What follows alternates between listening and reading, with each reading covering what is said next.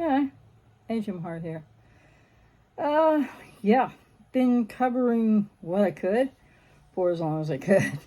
And sorry, now I can't anymore. So anyway, getting on with the video.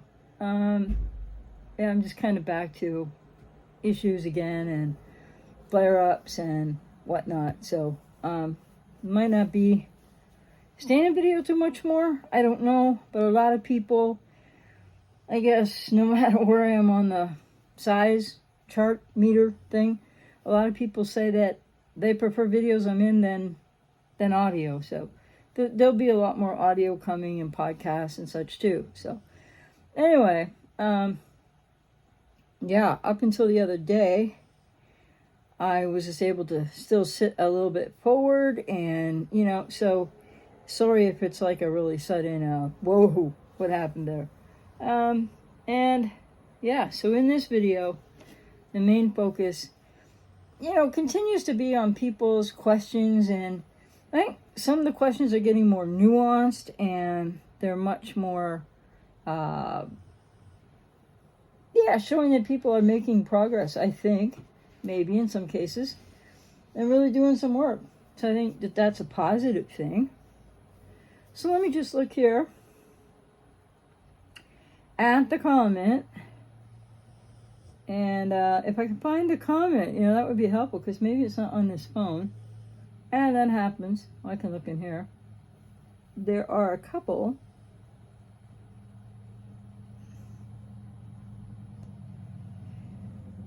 So there's been a commenter asking a lot of kind of similar questions. So for example, why do people with BPD have to make you think that they're your enemy? That's interesting. Why can't there be an amicable split, or stay friends, or at least you don't talk anymore, but you don't hate each other? Well, remember back to the video I did not that long ago, that people don't make us feel how we feel. So if somebody like this commenter, if you're hating the ex with BPD, then you need to do something about that and probably work with somebody. I'm not here to resonate with people. I mean, no, I'm not here to resonate with you. I'm here to work with you if I resonate with you. And so, yeah, why does she have to be my enemy?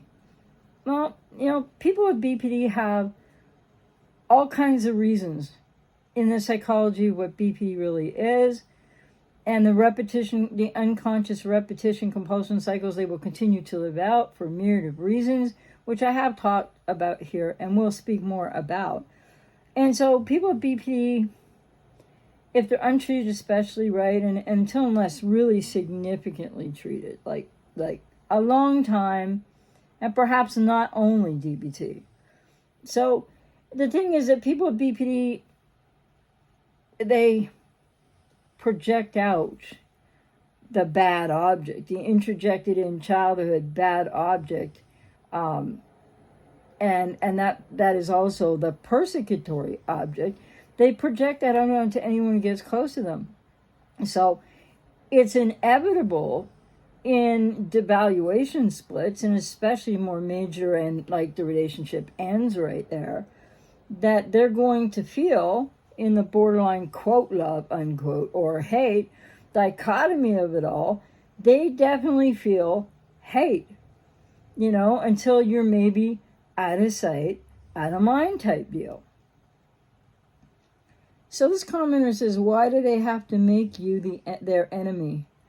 It's the dichotomy of splitting. When you were all good, or when they could come back to base mood and you were kind of good, then that's one thing. But when you're split to black, to the devaluation, it's an all bad repetition compulsion, unconscious repeating cycle.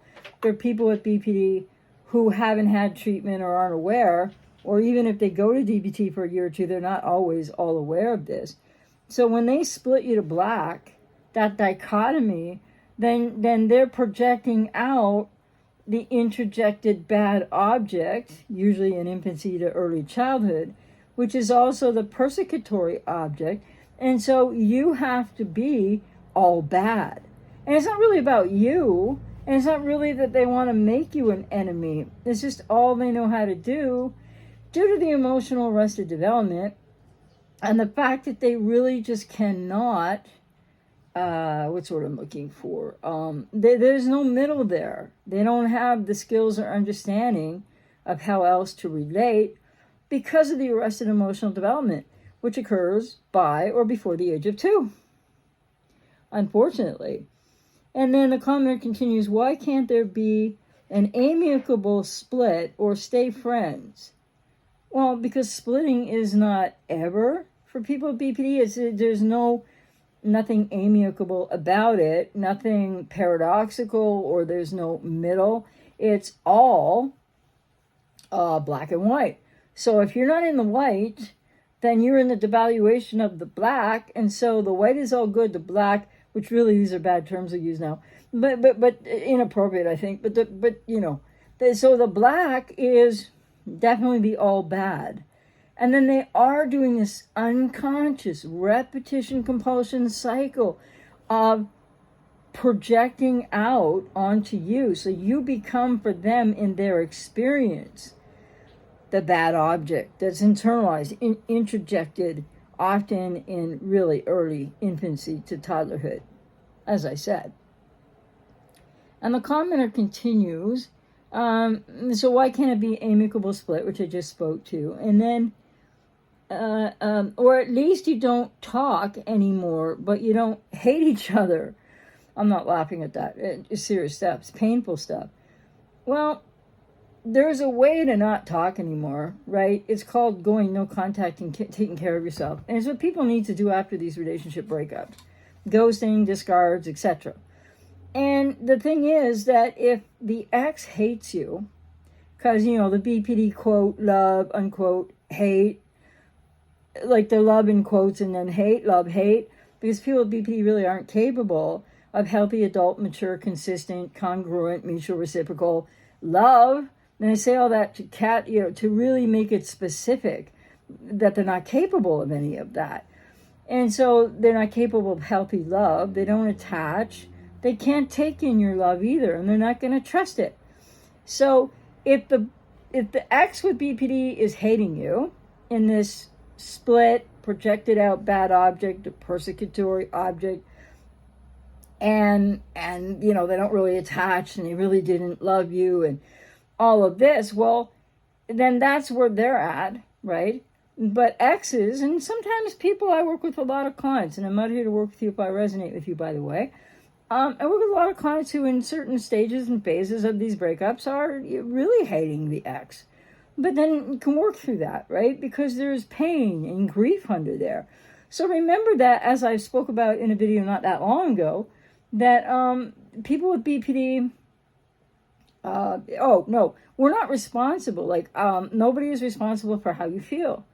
So what the person with BPD did in the relationship, how they've hurt you, wounded you, yes, they've done that. That's their responsibility. But how you feel now is your responsibility within reason. It takes time, right? But to work with somebody to work on this, because the ex does not have to hold that hatred. It might be a matter of processing. A lot of exes don't hate the ex with BPD. So there's that as well. But it's just sort of pie in the sky, magical, wishful, codependent thinking, with no due respect. With no disrespect intended, that a person could feel like they have to hate because they're hated, right? And like I said, people have to work this through in a process. After these relationships, the breakups, and after the breakups stop being multiple and recycled, or like the relationship, so that the breakups aren't really breakups, but they're not like the final breakup, like a breakup needs to be. And the commenter continues, why does she have to be my enemy? Well, she doesn't have to be your enemy, or your ex, he or she doesn't have to be your enemy.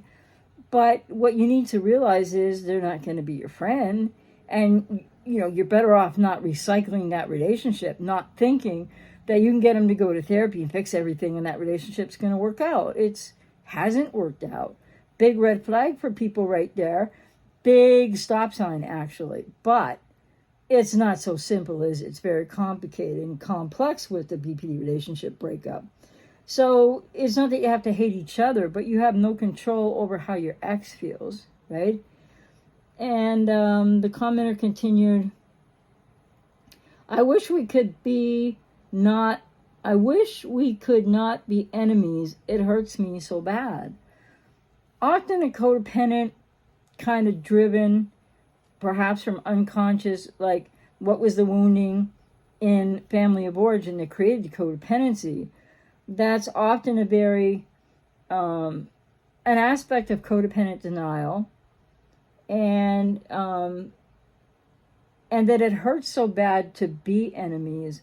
A lot of people with codependency need a lot of help in a process of healing recovery, which again, I'm out here to work with you if I resonate with you, to be able to get to emotional detachment, letting go, not holding someone else's feelings, which isn't always just about your borderline ex.